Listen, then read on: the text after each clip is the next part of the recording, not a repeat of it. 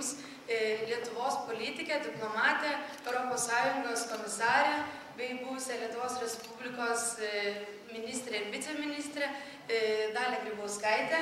Ir šiuo metu visiems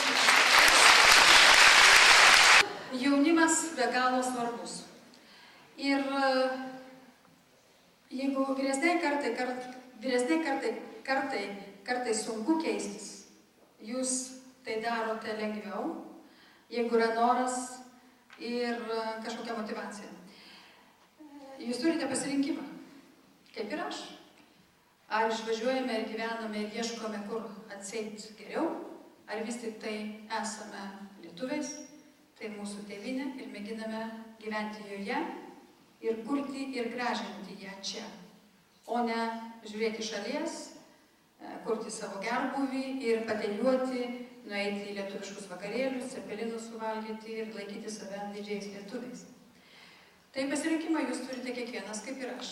Pasirinkau, kad dabartinio sunkmečio metu nenoriu likti ir žiūrėti iš šono, atvažiuoti patarti iš šono, gauti trigubai didesnę algą negu Lietuvos prezidentas ir neturėti jokių problemų. Nei blogų laidų ant manęs nebūtų daręs, nevadintų mano tėvelio įvairiais žodžiais, kurie jau abu mirė, ir galėčiau savo patenkinta toliau gyventi. Tai vat, kiekvienas iš jūsų galite pasirinkti savo likimą, nes tai yra tik jūsų sprendimas. Ar jūs liksite su šalimi, padėdami ir kurdami ją kartu, ir galite su manim tai daryti, jeigu norėsite, jeigu likimas taip lems, nes tokį pasirinkimą padariau. Taigi kiekvienas iš jūsų, jūsų pilietinė samprata, jūsų noras, ambicijos, ko jums reikia gyvenime, kada jūs būsite patenkinti ir vertins ir gerbsite save.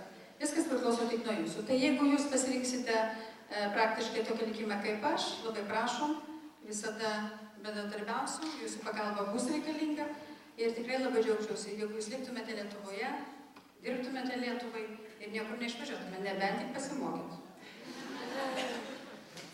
Kągi, labai ačiū.